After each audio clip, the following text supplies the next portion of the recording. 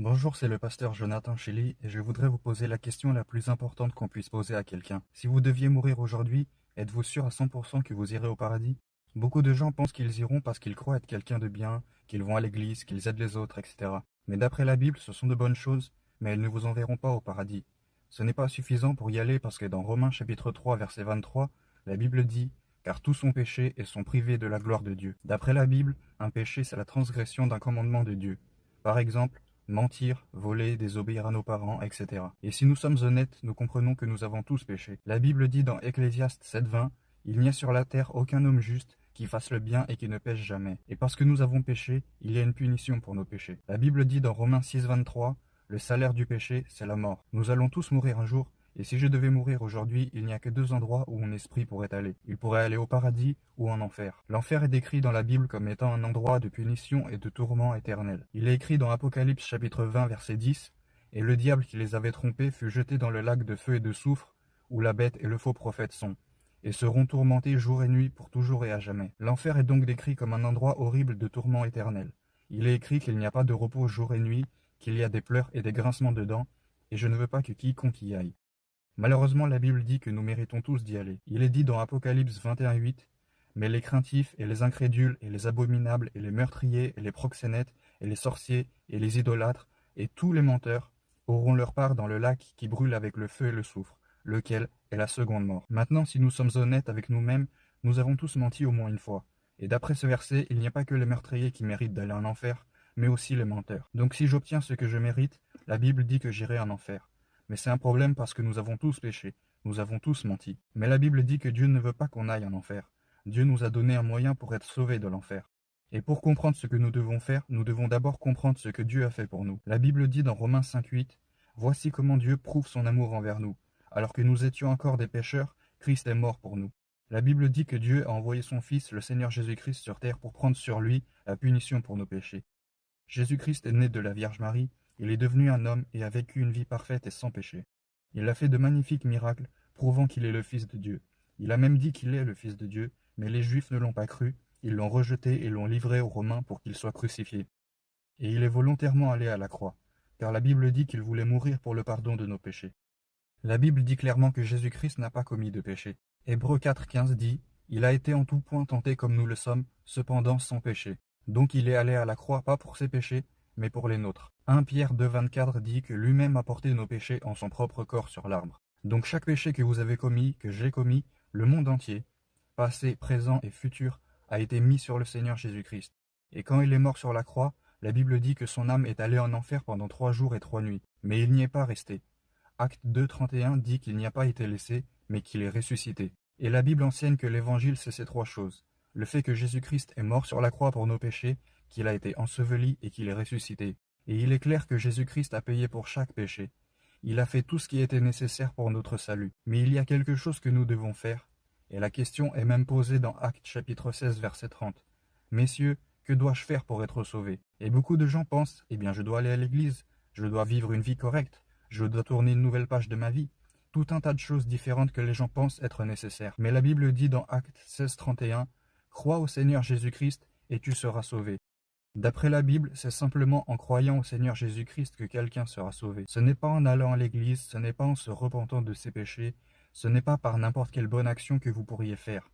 C'est simplement en mettant votre foi dans ce que Jésus a déjà fait pour nous. Une façon simple de comprendre ce que croire veut dire, ça veut dire faire confiance. Mais parfois les gens sont confus. Certaines personnes disent croire que Jésus-Christ existe. Mais pour vous aider à comprendre ce que veut dire croire en quelqu'un, la Bible est claire que ça veut dire faire confiance en cette personne. Vous croyez probablement que les policiers existent, mais est-ce que ça veut dire que vous faites confiance à chacun d'entre eux? C'est la même chose avec Jésus-Christ. Beaucoup de gens vont à l'église et croient certains faits en ce qui concerne le Seigneur Jésus-Christ, mais ils n'ont pas confiance dans le fait que la mort, l'ensevelissement et la résurrection de Jésus est le paiement pour leurs péchés. Mais ils croient encore qu'ils iront au paradis grâce à leurs bonnes actions et en se repentant de leurs péchés. Et il est très clair qu'ils n'ont pas réellement confiance en Christ, mais ils ont encore confiance en eux-mêmes. Jean chapitre 3 verset 16 réunit tout dans un verset. La Bible dit « Car Dieu a tant aimé le monde qu'il a donné son seul Fils engendré, afin que quiconque croit en lui ne périsse pas, mais ait la vie éternelle. » Et donc dès que quelqu'un croit au Seigneur Jésus-Christ, il a la vie éternelle. Cela veut dire qu'il l'aura pour toujours et n'ira jamais en enfer. La Bible dit dans Jean 3,36 « Celui qui croit au Fils a la vie éternelle.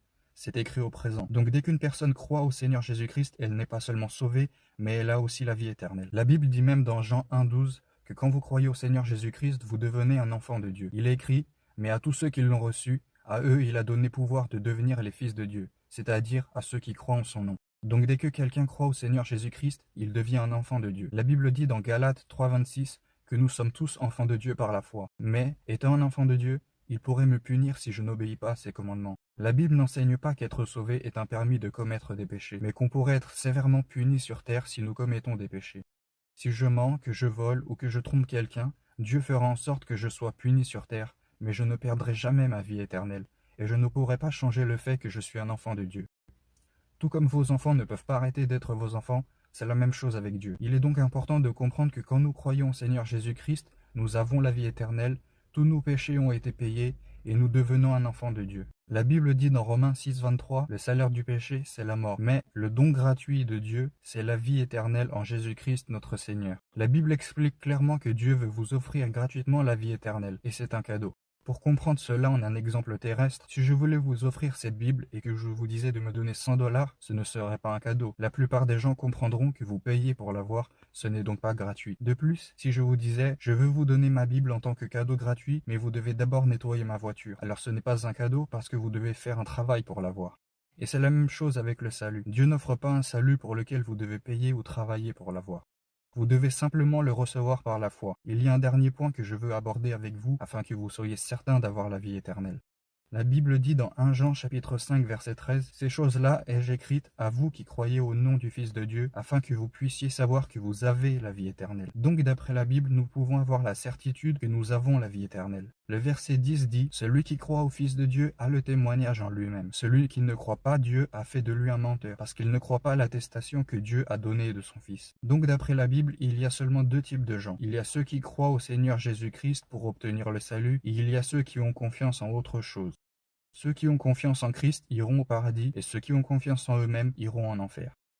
La Bible explique le témoignage dans 1 Jean chapitre 5. Il est dit « Et ceci est l'attestation, que Dieu nous a donné la vie éternelle, et cette vie est dans son Fils. » Donc le salut s'obtient uniquement par le Seigneur Jésus-Christ, le Fils de Dieu. Il n'y a pas d'autre moyen d'aller au paradis. Jésus-Christ a dit « Je suis le chemin, la vérité et la vie. Aucun homme ne vient vers le Père, sauf par moi. » Donc la vie éternelle ne peut être reçue qu'à travers le Seigneur Jésus-Christ. La Bible dit qu'il nous l'a donné et que le salut est un cadeau. Si vous pensez que vous devez être quelqu'un de bien, aller à l'église, tourner une page de votre vie, etc., alors vous ne croyez pas que le salut est un cadeau. Vous avez encore confiance en vous, vous essayez de payer pour l'avoir et vous niez le témoignage que Dieu a rendu au sujet de son Fils. De plus, la Bible dit que le cadeau c'est la vie éternelle. Si vous pensez que vous pouvez perdre votre salut, ou si vous pensez que vous devez faire de bonnes actions pour le garder, cela veut forcément dire que vous n'avez pas mis votre confiance dans l'œuvre finie du Christ, mais que vous avez encore confiance en vos propres efforts. Et la Bible dit clairement que vous ne serez pas sauvés. Pour être sauvé, vous devez mettre toute votre foi dans ce que Jésus a déjà fait pour vous. Laissez-moi vous poser rapidement quelques questions. Croyez-vous que vous êtes un pécheur? Oui, nous avons tous commis des péchés. La Bible explique clairement que parce que nous avons péché, nous méritons d'aller en enfer si nous ne croyons pas au Seigneur Jésus-Christ. Mais la Bible enseigne que Dieu ne veut pas que vous y alliez. La Bible dit que Jésus-Christ est mort sur la croix pour vos péchés, a été enseveli et qu'il est revenu à la vie. Si vous voulez mettre toute votre foi et confiance là-dedans pour être sauvé, la Bible dit que Dieu vous donnera la vie éternelle à l'instant. Donc ce n'est pas en ayant confiance en vous-même, ce n'est pas en ayant confiance dans vos futures bonnes actions, c'est seulement en ayant confiance en ce que Christ a déjà fait pour nous. Et la Bible explique clairement comment quelqu'un peut croire en Jésus-Christ. Il est écrit dans Romains 10, verset 9, que si tu confesses de ta bouche le Seigneur Jésus et crois en ton cœur que Dieu l'a ressuscité d'entre les morts, tu seras sauvé. Donc la Bible dit clairement que si vous croyez à l'Évangile, vous priez et dites à Dieu que c'est ce que vous croyez, et vous saurez que vous êtes sauvé. Pas parce que vous avez récité une prière spéciale, mais parce que vous y avez cru dans votre cœur. Si je prie et que je demande à Dieu de me sauver, mais que je n'y crois pas, ça ne me sauvera pas, même si je priais 1000 fois. La Bible est claire que si je prie et que je lui demande de me sauver, mais que je fais confiance en moi-même, ou que je pense qu'il faut que je sois une bonne personne, je ne serai pas sauvé. Dernièrement, si je pense que je peux perdre mon salut, ultimement ça veut dire que je n'ai jamais mis toute ma foi dans ce que Jésus-Christ a déjà fait pour moi, et je ne serai pas sauvé. Donc si aujourd'hui vous voulez mettre toute votre foi dans le Seigneur Jésus-Christ, laissez-moi vous aider à formuler une simple prière. Vous pouvez juste répéter ce que je dis, mais ce ne sont pas les mots qui comptent. Ce qui compte, c'est simplement mettre votre foi en Jésus-Christ. Prions. Cher Père céleste, je sais que je suis un pécheur et que je mérite d'aller en enfer. Mais je crois que ton Fils Jésus-Christ est mort sur la croix pour mes péchés, a été enseveli et il est ressuscité. Sauve-moi s'il te plaît et donne-moi la vie éternelle. Je ne fais confiance qu'en ton Fils, le Seigneur Jésus-Christ, pas dans mes propres actes. Je te prie au nom de Jésus.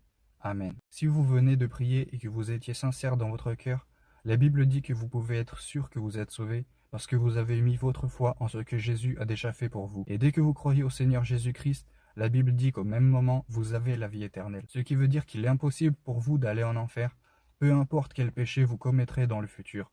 Parce que la Bible dit que Jésus-Christ a payé pour tous nos péchés. C'est la bonne nouvelle, c'est ce que la Bible affirme. Et si vous venez tout juste de mettre votre confiance en Christ, je vous recommande d'obtenir une Bible King James et de trouver une église qui affirme que le salut est uniquement par la foi. Si vous avez des questions, vous pouvez toujours nous contacter. Que Dieu vous bénisse et passez une bonne journée.